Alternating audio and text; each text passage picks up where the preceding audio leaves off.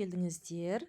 Мен сіздерге жалпы осы вайп-кодинг арқылы, жасанды интеллект арқылы көптеген заттарды үйрете аламын деген үміттемін.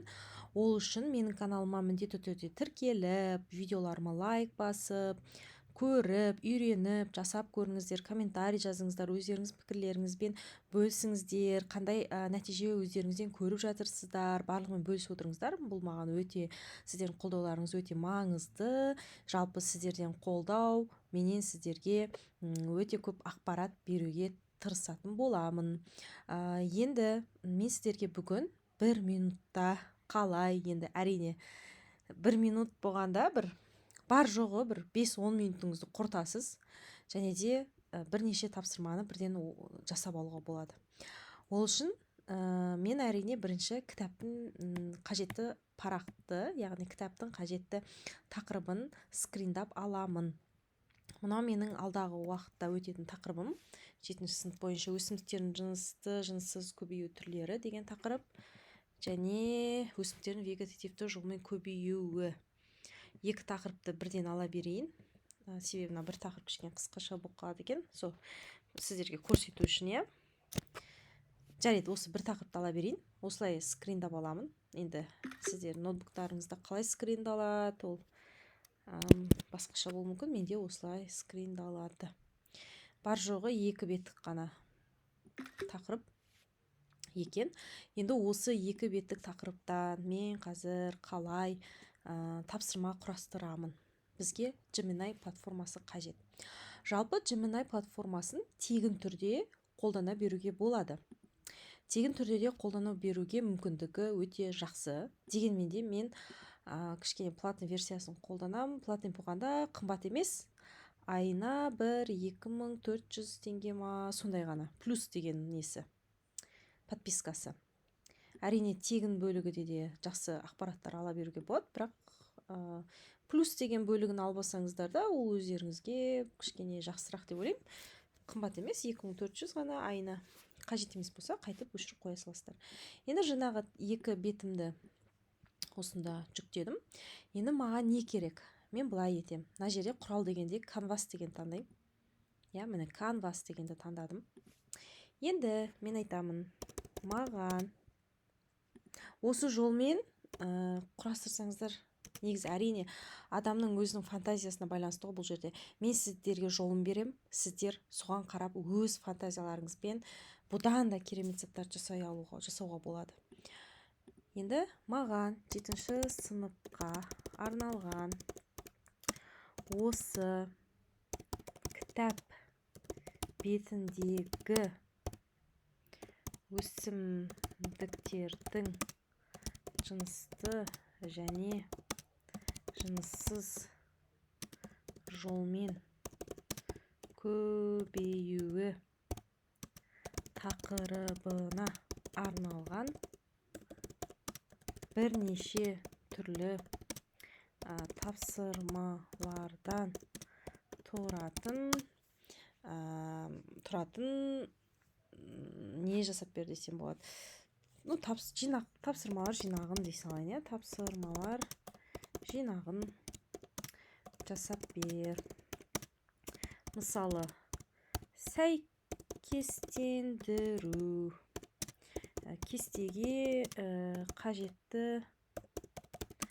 сөздерді қою. Әрине өздеріңіз қандай фантазия, тест, таңдау деген сияқты, енді примерно жаз деген сияқты. Яғни бір жерде кезек бірнеше тапсырма тұрсын. Тура осы кітап бетіндегі мәтін бойынша, және ол тапсырмаларды орындаған кезде тақтадан оқушылар қолдарымен басып, жылжытып орындай алатындай болсын, және интерфейсі тартымды, жақсы болсын деп жазып қояйын. Енді менің сұрауым бойынша қазір бізге не жасайды? Әрине, әріптестер, сіздер өздеріңіздің сұрауларыңызды өздеріңіз құрастыра аласыздар. Әркімнің өзінің фантазиясына байланысты. Яғни сіз қаншалықты креативныйсыз, яғни сіздің құрастырған тапсырмаларыңыз соншалықты креативный болады. Ал менің көрсетіп жатқаным сіздерге жай ғана жолы, иә? Әрине, тура мен сияқты жасасаңыздар да болады, бірақ мен де асырып жасасаңыздар да болады. Бұл жерде енді маған тура өзінің тапсырмаларын да бірдей құрастырып береді. Алдағы уақытта мен сіздерге тағы да түрлі тапсырмаларды құрастырудың жолдарын көрсететін боламын. Менің ойымша бұл ең күшті жолы. Міне. Енді бізге қараңыздар, бізге осындай тапсырмалар құрастырып көбею түрлеріне қарай сипаттар. Мысалы, спора түзу, жасушаның бөлінуі, мысалы жыныссыз көбею, я гүл арқылы жынысты көбею деген сияқты. Сөйтіп мысалы қателесіп басып көрейік, бір ғана дара қатысады деген. Так, гаметалар, мысалы гаметалардың қосылуы бізде жынысты көбею ғой, жынысты көбеюге қойып, міне қате деп шықты, көрдіңіздер ме? Митоз негізінде жүреді, спора түзу, міне көрдіңіздер ме? Қате деп шығады, тұқым арқылы. Міне, керемет деп шықты. Сәйкестендіру. Енді мына жерде қараңыздар, спора. Антаман таңдау. Спора дегеніміз ол не? Гамета, мысалы. Бүйтіп басылмайды. Көбейе қатысқан жыныс жасушасы, зигота бізде жыныс жасушалардың қосылуына пайда болады. Митоз бізде екі жасушаның бөліну процесі. Спора бізде екі жыныс жасушасы, сырты қалың қапшымен қапталған ерекше жасуша, тексеру. Міне жарайсың. Сөйлемдер толықтыр. Міне жыныс көбею ең қарапайым формасы. Бірнеше сөз тұр екен.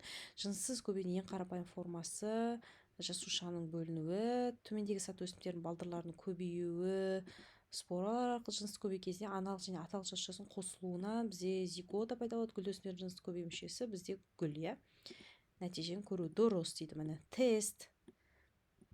Қанша сұрақтық тест құрастырып беріпті бізге? Мен 3 сұрақ екен.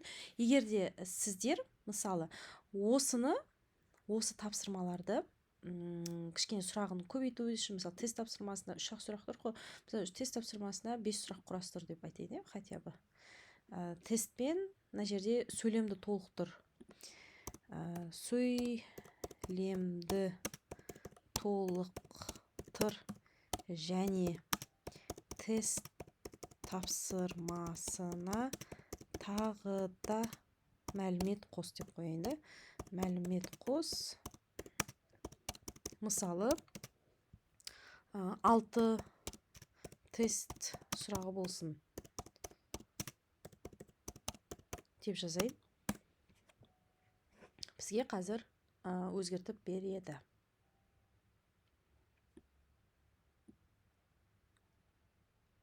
Өзгеріп жатыр. Міне, өзгеріп жатқан осылай көруге болады. Мен сіздерге қазір тағы бір нәрсе айтам, соңғы бір ақпаратты. Сонымен сабақ сіздерге өте түсінікті деп ойлаймын.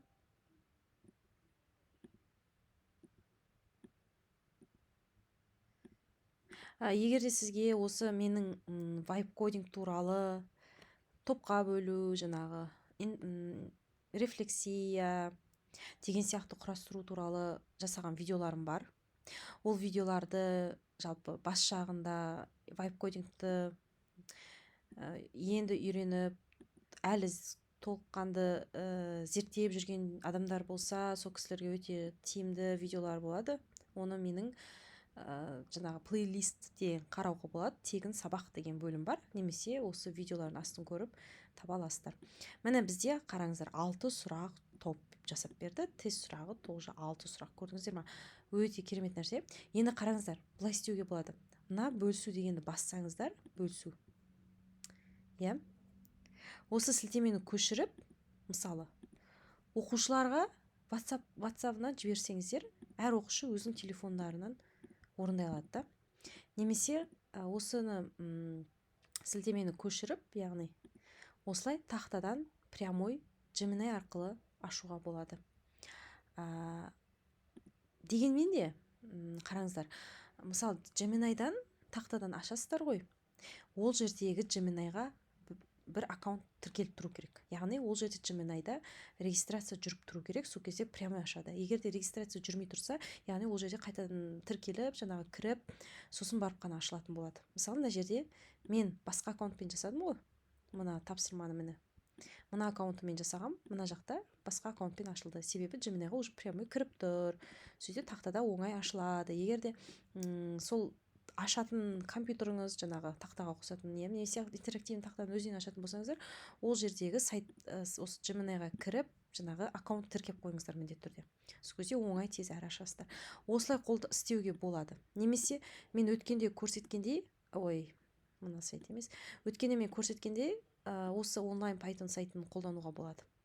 Яғни мысалы прямой Gemini'дан осылай ашуға болады, немесе екінші жолы онлайн Python сайтын қолдануға болады. Ол үшін онлайн Python сайтын, яғни осыдағы алдындағы видеоларымды көрсеңіздер, кодты көшіріп аламыз. Мына жерде интернетім ұстамай тұрған сияқты кішкене. Осы онлайн Python сайтына қойып, сол жерден сохранить етіп, сол жерден ашып қолдана беруге болады. Кішкене қосылмай жатыр. Қазір күте тұрыңыздар. 1 минут.